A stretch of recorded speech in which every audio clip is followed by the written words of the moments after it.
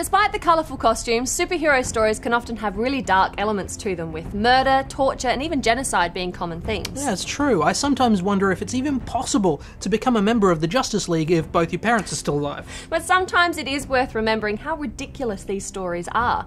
I mean, come on, you've got people flying around who wear their underwear on the outside of their trousers, punching people in the face who are wearing even sillier costumes than they are. Why don't we just admit it once in a while? Which brings us to Bizarro Comics, a graphic novel featuring the work of a vast array of writers and artists and taking a lighter look at the DC pantheon. When Superman's longtime antagonist Mixes Pitlick, an imp from the fifth dimension, gets stuck trying to protect his world from an invading demigod, he is forced to come to the Man of Steel for help. Unfortunately, Supes doesn't believe his old foe is on the level because, why would you? And in the end, Mixie has to fall back on the unlikeliest of saviours, Bizarro Superman. If you're not familiar with Bizarro, he is the mirror image of Superman with the same power levels but chalk white skin and a habit of doing everything backwards. Yeah, so it's perhaps not that surprising that his response to a demigod threatening to destroy an entire dimension is to write some comic books. Yeah, and that's where we get to the point of this graphic novel.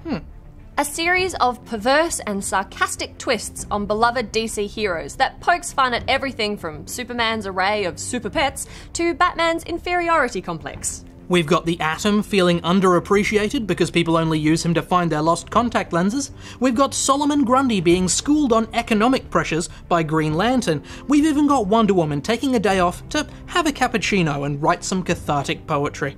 I think my favourite was Letitia Lerner, Superman's Babysitter, an Eisner Award-winning strip by Kyle Baker and Liz Glass that sees John and Martha Kent leaving a 6-month-old Clark with a completely unprepared teen while they nip off to a motel. And it's nicely bookended by Chris Duffy's story, as Bizarro's infuriatingly perverse nature ends up saving the day. It's always a pleasure to see this number of creatives working together on the same thing. Doubly so when you get to see DC relax their sometimes draconian story restrictions to allow a book like this to be made. Yeah, there are some real gems in this, but that's not to say that every section hits the mark. That's true, that's true. I mean, there were a couple in here where I did feel a little bit lost as to what they were trying to say exactly. Yeah, but the hit ratio is still pretty high. So if you're looking for a bit of left-of-centre superhero reading, then this is an excellent choice. I'm going to give it a buy. Yeah, look, there's a lot of laughs in this volume, but there's a couple of surprisingly poignant moments in there as well. I really enjoyed it. I'm giving it a buy also. Cool. You know what actually reminded me of a joke? Oh dear.